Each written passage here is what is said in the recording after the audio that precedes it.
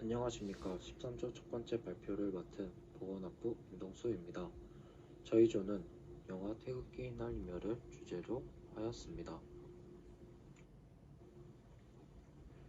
먼저 목차입니다. 첫 번째 목차는 영화 소개이며 줄거리, 등장인물, 이 영화를 왜 선정한 이유입니다. 두 번째는 영화 속에서 사회적 및 문화적 배경을 알려드리겠습니다. 세 번째는 전쟁 후 한국의 배경 및 환경 변화입니다. 네 번째는 영화의 목적 및 교훈입니다. 마지막 목차는 발표를 준비하면서 느낀 점 또는 소감입니다. 첫 번째로 영화 소개입니다. 이 영화는 강재규 감독님이 제작하였으며 6.25 전쟁 배경으로 제작되었습니다. 또한 전쟁 기념관의 형제의 상을 모티브로 하였습니다. 제작비는 130억이 들었으며 제작분들은 영화의 배경 및 시대를 준비하기 위해 50년대 시대 상황 및 한국 전쟁에 관한 천여권 문헌과 다큐 자료를 조사했습니다. 다음으로 등장인물 소개입니다. 첫 번째 등장인물은 장동건 배우입니다. 이 배우는 극중에서 이진태 역을 했으며 동생과 함께 군용열차를 타서 국군 최후의 보루인 낙동강 방어선에 투입이 됩니다. 진태는 피 튀기는 전쟁터를 보며 동생을 빠르게 제대를 시키기 위해 전장에 앞장을 서서 전쟁 영웅이 됩니다. 하지만 진태는 전쟁 영웅이 되면서 계급이 올라가는 쾌거를 누리지만 점차 피도 눈물도 없는 냉혈인으로 변해갑니다. 두 번째 등장인물은 원빈 배우입니다.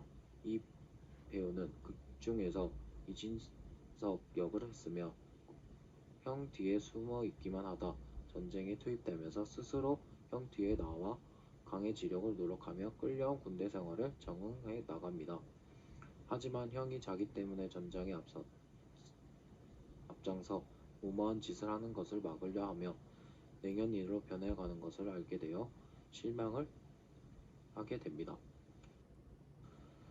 세 번째 등장인물로 조희원 배우입니다. 이 배우는 극중에서 진태와 진석이 있는 부대의 대대장 역할이며 진태에게 동생을 제대시킬 수 있는 방법을 알려주고 전쟁 영웅이 되라고 부추기는 사람으로 나옵니다. 네 번째 등장인물로 박길수 배우입니다. 이 배우는 극중에서 진태 소대에서 나이가 많은 가장 오래된 복무한 고참 부사관 역할이며 군대 내에서 멘토 같은 역할을 하여 젊은 병사에겐 좋은 삼촌과 같은 존재로 나옵니다. 다 번째 등장인물로 공현진 배우입니다.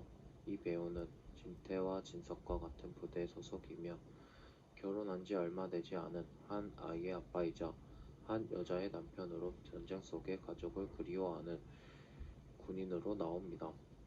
여섯 번째 등장인물로 엄성모 배우입니다. 이 배우는 지를 설치하다 인민군에게 발각돼 총을 맞고 넘어지면서 지로 인해 다리를 잃는 증상을 잊습니다. 그 후 상처를 제대로 치료하지 못해 상처의 구더기를 모아 장애를 일으켜 다른 부상병들을 총으로 죽이고 자살을 하는 역할입니다. 이렇게 이 배우를 통해 6.25 전쟁 속이 열악한 환경이었다는 것을 알게 됩니다. 영화 줄거리 내용입니다. 이 영화는 2003년 진석이가 형의 유골을 찾으면서 시작하여 6.25 전쟁 직전으로 넘어갑니다. 진태와 진석은 서울에 평화롭게 살다 6월 어느 날 폭발음과 사이렌 소리가 가득해지며 6.25 전쟁이 시작됩니다. 진태와 진석은 가족들을 떠나보내며 전쟁을 위해 전장으로 끌려갔으며 진태는 피 터지는 전장을 보고 동생을 빨리 제대시켜야겠다는 마음을 먹었습니다. 그렇게 진태는 전장에서 앞장을 서면서 전쟁 영웅이 되어가지만 점점 냉혈인으로 변해갔습니다. 이렇게 진태는 전쟁 영웅이 돼서 본부에 가서 동생을 제대시키려고 하지만 거기서 약혼녀의 죽음과 같이 따라왔던 동생이 사고로 죽음을 당해 그 충격으로 인민군이 되었습니다.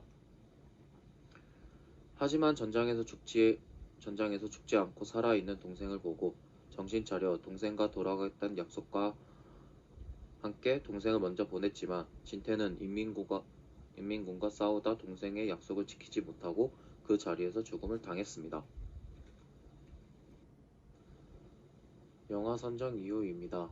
저희 조는 한국의 역사 중 가장 큰 전쟁이 6.25 전쟁이라고 생각하여 6.25 전쟁 바탕으로 한 영화 또는 책을 찾다. 태극기 휘날리며 영화가 생각이 나 선정하게 되었습니다.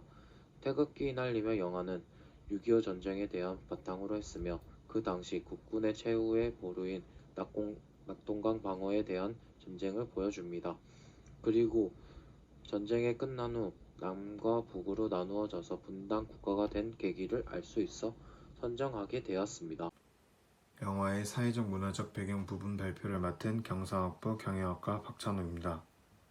발표를 시작하겠습니다.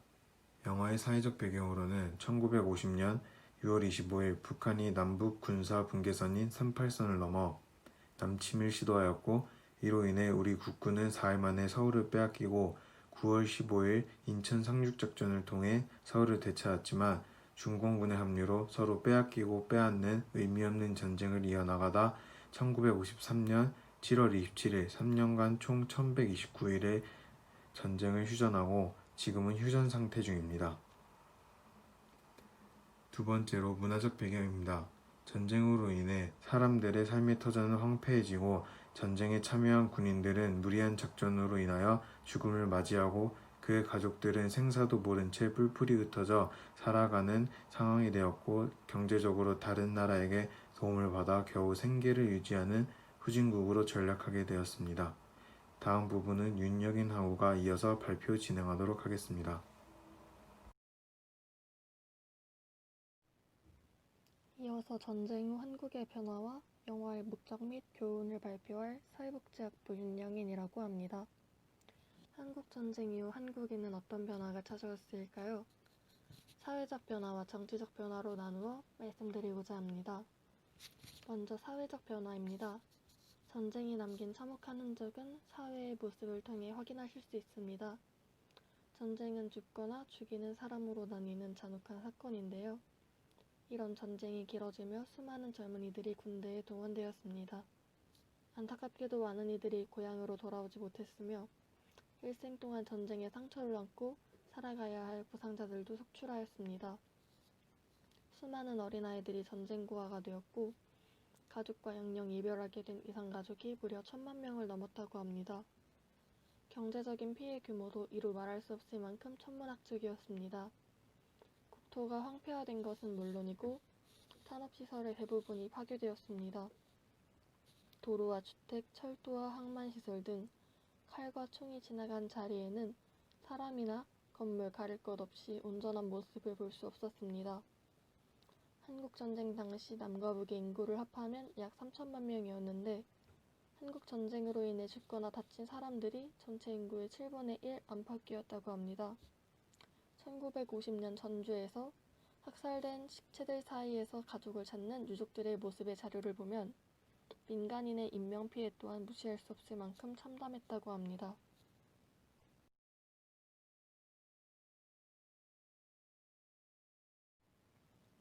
다음으로 정치적 변화입니다.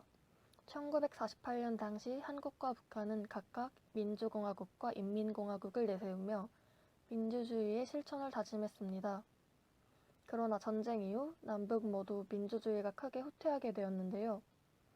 그러한 상황에서 한국에서는 독재자 이승만이 자신의 권력 유지를 위해 헌법 개정을 강요한 사건이 일어났고 북한에서는 김일성의 권력이 강화되었습니다. 이외에도 북한에서는 반미주의, 반제국주의, 중국 친화 등의 변화가 있었으며 남한에서는 반공 이데올로기, 미국과 동맹관계 등의 정치적인 변화를 볼 수 있었습니다.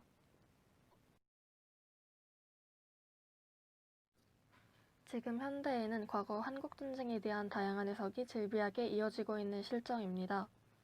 그 중에서도 미 조지 워싱턴 대학의 리처드 손턴 교수에 의하면 남북 통일은 트루먼과 스탈린의 명목상의 목표이며 그들이 미중 격돌을 겨냥하여 한국전쟁을 준비했다고 하는데요.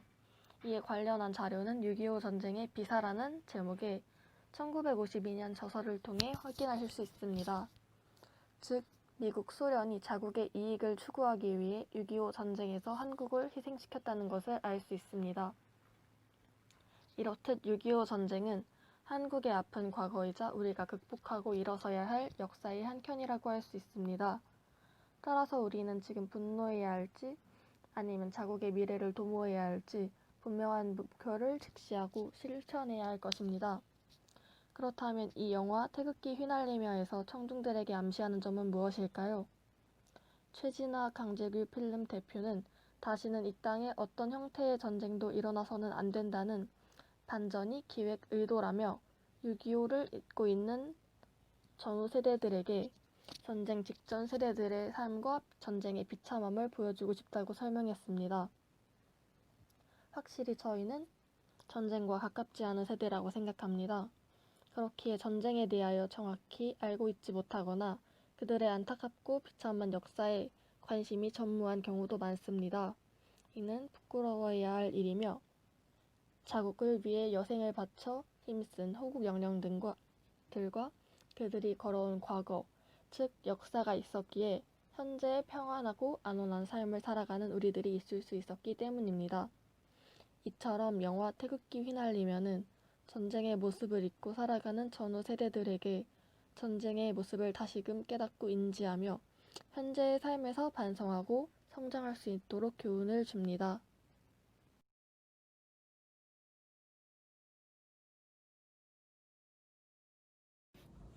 느낀 점입니다. 발표를 준비하며 태극기 휘날리며를 다시 보게 되었습니다.